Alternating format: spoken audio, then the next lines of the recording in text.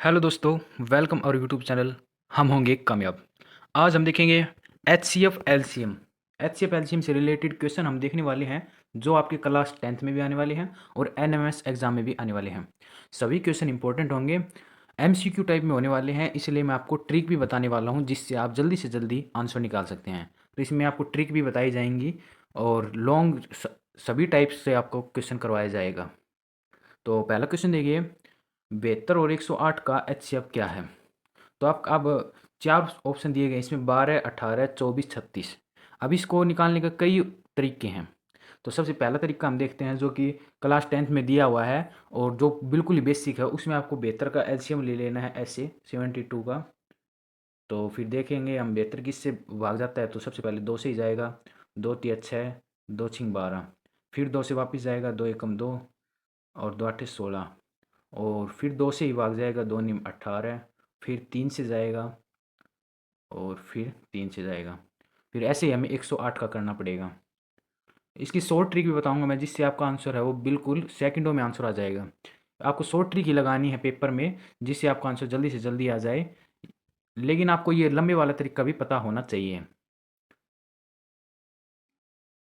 तो ऐसे हम एलसीएम निकाल लेंगे और फिर हमें लिखना होगा, जैसे कि 72 का हो गया कि क्या हो गया, 2 मल्टीप्लाई बाई 2, 2 मल्टीप्लाई बाई 2, फिर एक बार और 2 है और फिर 2 बार 3 है, 3 मल्टीप्लाई बाई 3। और फिर इसी प्रकार 108 का लिखना पड़ेगा हमें। 2 कितनी बार है, 2 बार, और 3 कितनी बार है, 3 बार। तो अब एच सी एफ पहले मैं आपको बता देता हूँ, दोनों ही H C F LCM. H C F में आपको इन दोनों में जो कॉमन है वो ले लेने हैं। जैसे कि 2 इसमें भी आया है और 2 इसमें भी आया है, और 2, इस कलर चेंज कर लेता हूँ मैं, 2 इसमें भी आया है, 2 इसमें भी आया है, फिर 2 इसमें आया है लेकिन इसमें नहीं आया है 72 में, तो इसको हम नहीं लेंगे। फिर 3 इसमें भी आया है, 3 इसमें भी आया है, 3 इसमें भी आया है और 3 इसमें भी आया है। तो कॉमन कॉमन को हम एक बार लिख लेंगे। 2 आया है दोनों में 2 बार और 3 आया है दोनों में 2 बार, तो लिख लिया हमने। अब कितनी बार देख सकते हैं, 2 2 बार और 3 भी 2 बार। तो अब हम उनका मल्टीप्लाई कर लेंगे।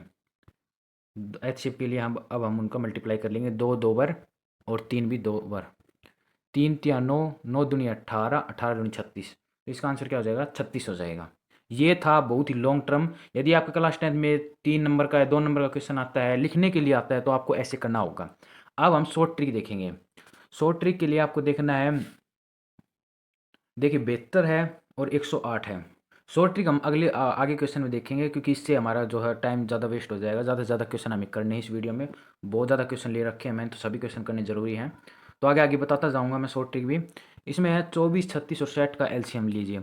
अब एलसीएम में जैसे हम निकाले थे, अब इसमें मैं सीधा शॉर्ट ट्रिक बताने वाला हूँ, इसमें हम लंबा नहीं खींचने वाले हैं।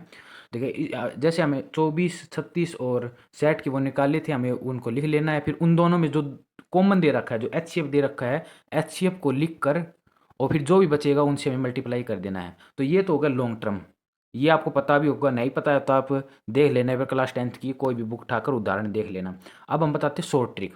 देखिए 24 आपको लिख लेना है, 36 आपको लिख लेना है। अब ये किससे डिवाइड होते हैं, दोनों की दोनों संख्या किससे डिवाइड होते हैं? तो देखो, एक तो आपको सीधे माइंड में आ जाए कि दोनों की दोनों 12 से डिवाइड जाती है, 12 दूनी 24 और 12 तिया 36।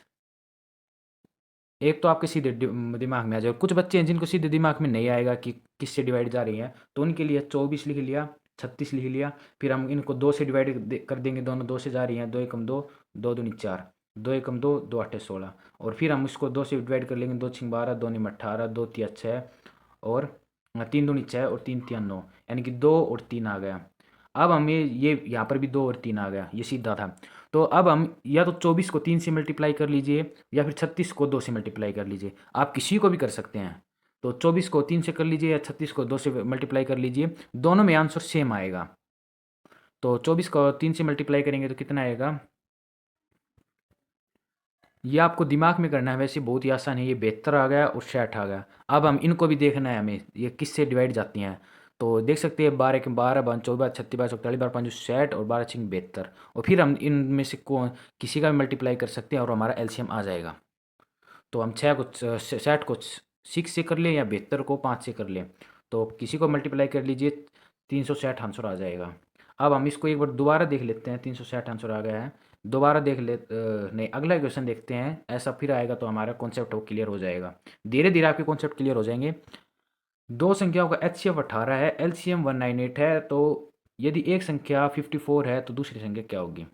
तो देखिए ये एक फॉर्मूला क्वेश्चन है, एक फॉर्मूला है कि एचसीएफ मल्टीप्लाई एलसीएम और इक्वल टू मल्टीप्लाई दोनों संख्या, यानी कि पहली संख्या और मल्टीप्लाई में सेकंड संख्या।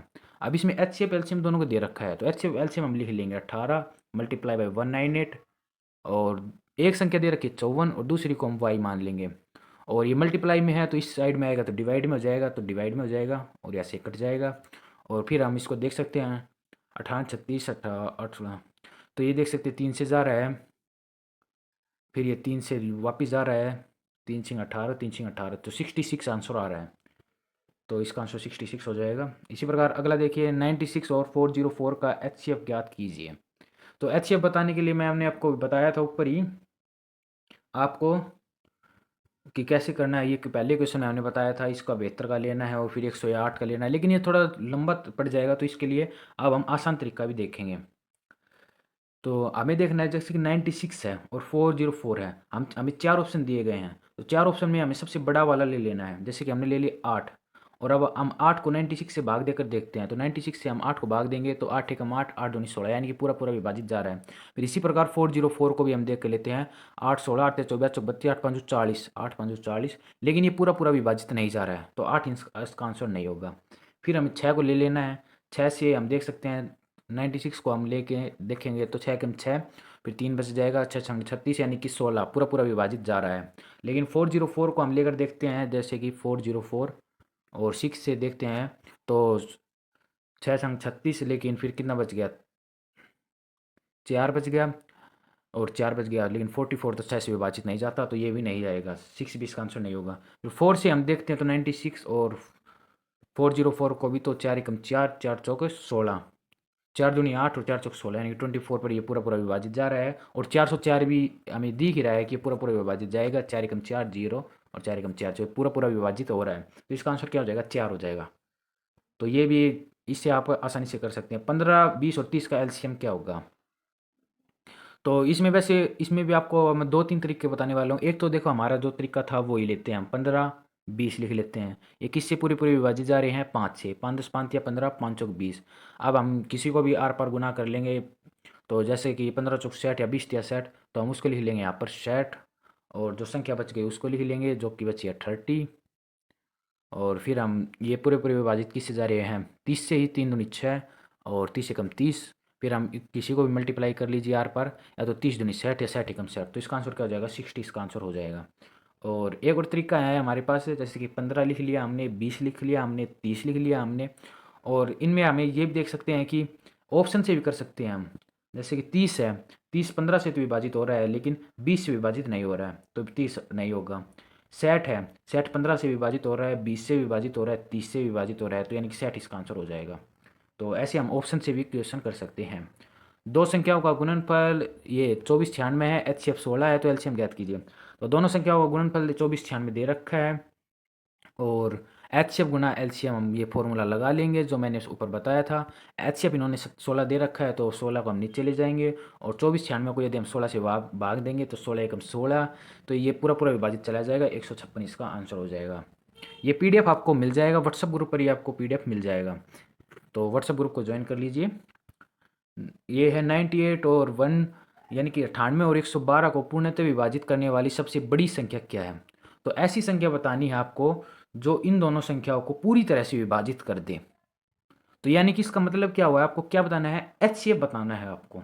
ये आपको ऑप्शन से भी पता चल रहा है कि आपको क्या बताना है, एचसीएफ बताना है, एलसीएम बताना है। तो देखिए आपके पास अब यहाँ पर दो ऑप्शन है, आपका मतलब इस क्वेश्चन को आप दो तरीकों से कर सकते हैं। पहला तरीका, इन दोनों का एलसीएम निकाल लीजिए, तीन चार तरीके हैं वैसे तो ऐसे करके, और एचसीएफ निकालिए, इसमें बहुत ज़्यादा टाइम लगेगा। दूसरा है जो मैंने बताया 98 और 112 को हम इनमें से आप देख लीजिए, 12 से भाग जा रहा है, 12 के 12 बंच 24 बातें 36 5 41 65 62 63 62 84 12 8 96, यानी कि 12 8 96, यानी कि 98 और 12 से विभाजित नहीं जा रहा है। दूसरा 14 से हम विभाजित करते हैं, तो 14 से पूरा पूरा 98 भाग चला जाएगा और 112 भाग चला जाएगा, तो 14 ही इसका आंसर हो जाएगा। तो ये आसान तरीका है, ऑप्शन से आप कीजिए। और दूसरा तरीका तो मैंने बताया, इसका आप एचसीएफ निकाल सकते हैं। अब हम अगला देखते हैं। 12, 18, 21 से विभाजित होने वाली सबसे छोटी संख्या क्या है, यानी कि इसमें आपको एलसीएम निकालना है। तो इसमें आपको ये दो तरीके हैं। एक तो इसको भाग देकर देख लीजिए, तो ऑप्शनों को जो तीनों से विभाजित हो जाएगा वो आंसर हो जाएगा। और दूसरा तरीका हमारा है ही, 12 और 18 लिख लेंगे पहले। ये देखिए, 12 और 18 लिख लेंगे पहले। और एक दोनों किससे भाग जा रहे हैं, 6 से, तो 6 दूनी 12, 6 तिया 18, और 5 36, यानी कि 36 हो जाएगा यहाँ पर। और 21 हो जाएगा। अब ये किससे भाग जा रहे हैं बताइए। तो यदि आपको नहीं हो रहा है तो आप ऐसे भी कर सकते हैं, दो 3 से भाग जा रहा है, देखिए 3 एकम 3, 3 दूनी 6, 3 7 21।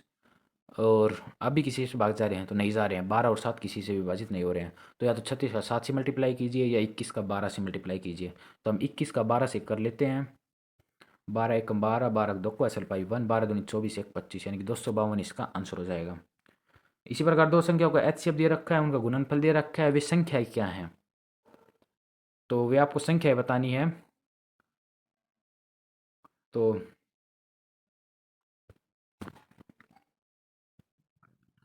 अब इस क्वेश्चन को करने के भी बहुत से तरीके हैं, मैं आपको शॉर्टकट से शॉर्टकट बताता हूँ। तो एक आपका ऑप्शन के माध्यम से, ये देखिए दोनों संख्याओं का गुणनफल 2197 दे रखा है, वे संख्या क्या है।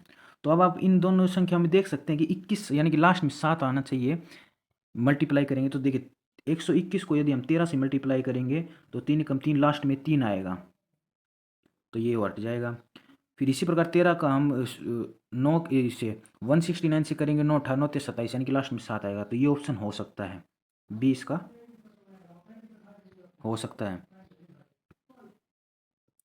और ये जो तीसरा ऑप्शन देखिए, 9 को हम 7 से गुना करेंगे, 9 9 7 63, यानी कि 3 आएगा लास्ट में, यानी कि ऑप्शन भी नहीं होगा। और दोनों का मल्टीप्लाई क्या होना चाहिए, 2197 होना चाहिए, तो ये भी नहीं होगा क्योंकि लास्ट में 3 आएगा, यहाँ पे 3 नहीं दिया है। और दूसरा चौथा ऑप्शन देखिए, 9 को हम यदि 1 से मल्टीप्लाई करेंगे, यानी कि 9 एकम 9, तो ये ऑप्शन भी नहीं होगा। केवल केवल बी ऑप्शन है जिसका हम मल्टीप्लाई करेंगे तो 2197 में आएगा। आप पूरा मल्टीप्लाई भी कर सकते हैं और यूनिट डिजिट यानी कि लास्ट लास्ट के अक्षर का मल्टीप्लाई करके देख सकते हैं, तो ये सबसे आसान तरीका है। अब अगला क्वेश्चन देखिए, पहले 5 अभाज्य संख्याओं का एलसीएम क्या होगा। पहले 5 अभाज्य संख्याओं का एलसीएम क्या होगा।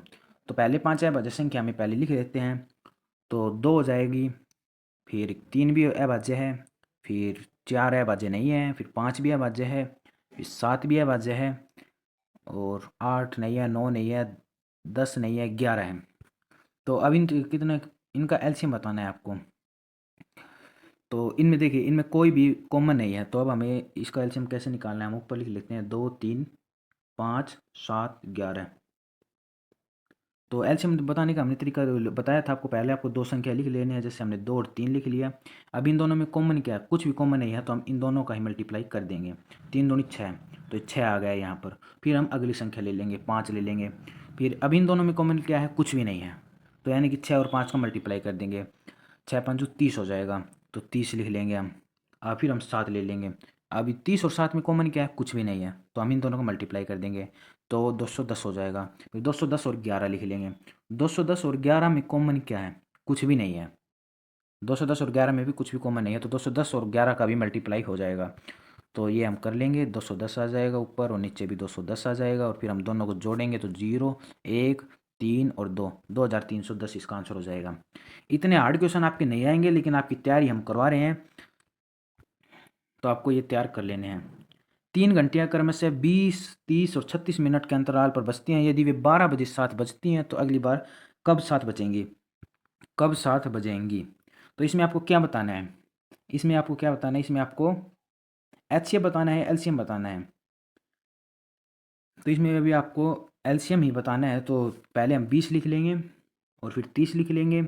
इन दोनों में कॉमन क्या है, 10 कॉमन है, यानी कि 10 दूनी 20, 10 या 30, इसको हम मल्टीप्लाई कर लेंगे, 20 या 60, तो 60 आ जाएगा, यहाँ पर 60 आ जाएगा।